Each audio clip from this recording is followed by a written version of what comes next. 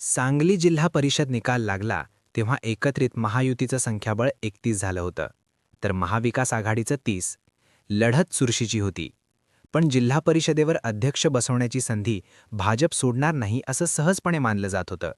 जिल्ह्याचे पालकमंत्री असलेले चंद्रकांत पाटील एकीकडून बळ लावत होते, तर दुसरीकडून गोपीचंद पडळकर मात्र या सगळ्यात शांतपणे नियोजन करत होते. जयंत पाटील 6 जागा जिंकून आलेल्या राष्ट्रवादी अजित पवार गटाची भूमिका यात महत्त्वाची राहणार होती आणि संजय काका पाटील हेच जयंत पाटलांचे हुकमे एक्का होते. पण महायुतीत असलेल्या राष्ट्रवादीवर भाजपला पाठिंबा देण्यासाठी दबाव होता.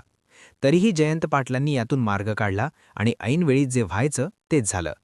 जिल्हा परिषद निवडणुकीत या झेडपी अध्यक्षपदाच्या निवडणुकीत सरप्राईज ठरले ते सुहास बाबर आणि त्यांनी विश्वजित कदमांशी असलेली मैत्री निभावली आणि त्यांच्याही काही सदस्यांनी भाजपलाच कात्रेचा घाट दाखवला. अत्यंत चुरशीच्या झालेल्या सांगली जिल्हा परिषदेच्या या लढाईत जयंत पाटलांनी कशी बाजी मारली त्याची स्टोरी मी या व्हिडिओत सांगणार आहे. जिल्हा परिषद निवडणूक प्रचंड चुरशीची झाली होती, कारण आधी झालेल्या महापालिका निवडणुकीत शरद पवार गटाला सपशेल निराशा हाती लागलेली होती. पण या निवडणुकीत जयंत पाटील यांचा स्वतःचा मतदारसंघ असलेल्या वाळवा तालुक्यात महाविकास आघाडीने 11 पैकी 8 जागा जिंकल्या, तर भाजप, शिवसेना, शिंदे गट आणि रयत क्रांतीने एक जागा जिंकली. पळूस आणि कडेगाव तालुक्यातील 8ही जागा जिंकून आमदार डॉक्टर विश्वजित कदम यांनी स्वतःचं वर्चस्व पुन्हा सिद्ध केलं. तासगावात पवार गटाचे आमदार रोहित पाटील यांनी तासगाव आणि कवटे महाकाळ तालुक्यात 8 जागा जिंकून स्वतःची ताकद दाखवून दिली होती. जतमध्ये आमदार गोपीचंद पडळकर यांच्या नेतृत्वात भाजपने 9 पैकी 8 जागा जिंकल्या होत्या. पण माजी सभापती तमनगौडा रवी पाटील यांच्या पत्नी सावित्री पाटील या राष्ट्रवादी काँग्रेस अजित पवार पक्षाच्या चिन्हावर जाडर बोबलात गटातून विजयी झाल्या आणि गोपीचट क्लीन स्वीप देता देता राहिले. भाजपतूनच राष्ट्रवादीत गेलेल्या तमनगौडा पाटलांनी ही जागा जिंकून आणली. शिराळा तालुक्यात महायुती विरुद्ध दोन्ही राष्ट्रवादी काँग्रेस यांची आघाडी असा सामना झाला. या ठिकाणी कोकरूड गटातून महायुतीतील जनसुराज्य शक्तीच्या उमेदवारीवर साई तेजस्वी देशमुख या विजयी झाल्या. त्या भाजप आमदार सत्यजित देशमुख यांच्या कन्या आहेत. माजी आमदार मानसिंगराव नाईक यांच्या चिरंजीव विराज नाईक विजयी झाले. खानापूर विधानसभा मतदारसंघातल्या खानापूर तालुक्यातल्या 4 आणि आटपाडी तालुक्यातल्या 3 जागा शिवसेना शिंदे गटाने जिंकल्या. अत्यंत चुरशीची आणि लक्षवेधी ठरलेली निंबवडे गटातील निवडणूक आमदार गोपीचंद पडळकर यांच्या भावजाई माधवी पडळकर यांनी जिंकली. मिरज तालुक्यात भाजपने 11 पैकी 6 जागा जिंकल्या, तर राष्ट्रवादी काँग्रेस आणि अजित पवार पक्षाने 1, राष्ट्रवादी काँग्रेस शरद पवार पक्षाने 1 आणि काँग्रेसचे प्रत्येकी 2 जागा जिंकल्या. आमदार सुरेश खाडे यांनी मिरज तालुक्यावरच त्यांचं वर्चस्व कायम राखलं होतं. कुंडल गटात आमदार डॉक्टर कदम यांचे भाचे ऋषिकेश लाड यांनी आमदार अरुण लाड यांच्या सुनबाई आणि क्रांती कारखान्याचे अध्यक्ष शरद लाड यांच्या पत्नी धनश्री लाड यांना पराभूत केलं होतं. आमदार सदाभाऊ खोत यांच्या सुनबाई मोहिनी खोत या रयत क्रांतीच्या एकमेव उमेदवार विजयी झाल्या होत्या.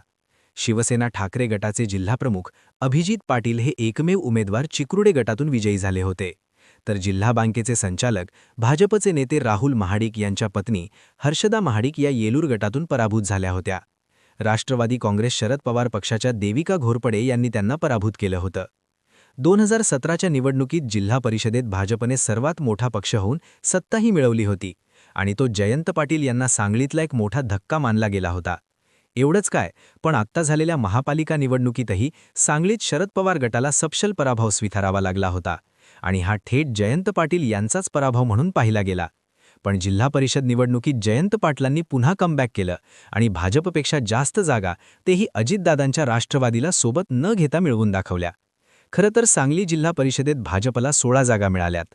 मित्रपक्षांना सोबत घेतलं तर 61 सदस्यांच्या सभागृहात महायुती संख्याबळ 31 एवढं होत होतं, तर महाविकास आघाडीचं संख्याबळ 30 झालं होतं.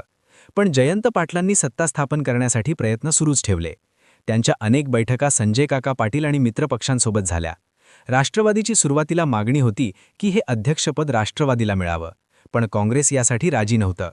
त्यात पाठिंबा देण्यासाठी संजय काका पाटलांवर भाजपकडूनही दबाव होता. पण संजय काका पाटील हे एकेकाळचे जयंत पाटलांचे निष्ठावान राहिले आहेत आणि त्यांनी एका पक्षात नसतानाही जयंत पाटलांनाच अप्रत्यक्ष साथ दिली. या निवडणूक प्रक्रियेत थेट हस्तक्षेप न करता जो मेसेज संजय काकांकडून आपल्या 6 सदस्यांना जायचा होता तो गेला आणि प्रत्यक्ष निवडणुकीत राष्ट्रवादीच्या 6च्या 6 सदस्यांनी महाविकास आघाडीच्या उमेदवाराला पाठिंबा दिला. या 6 सदस्यांच्या पाठिंब्याने महाविकास आघाडीचा अध्यक्ष सहज होईल निश्चित झालं होतं. मात्र शिवसेनेच्याही 2 सदस्यांनी आश्चर्यकारकरित्या महाविकास आघाडीला अप्रत्यक्ष मदत केली. मतदानाला सुहास बाबर यांचे हे 2 सदस्य गैरहजर राहिले आणि ती एक प्रकारे महाविकास आघाडीला मदतच झाली. अध्यक्षपदाच्या निवडणुकीनंतर जेव्हा जयंत पाटलांना याविषयी विचारण्यात आलं तेव्हा दोन्ही सदस्य नंतर आल्याचं त्यांनी सांगितलं. मात्र ही महाविकास आघाडीला एक मदतच ठरली.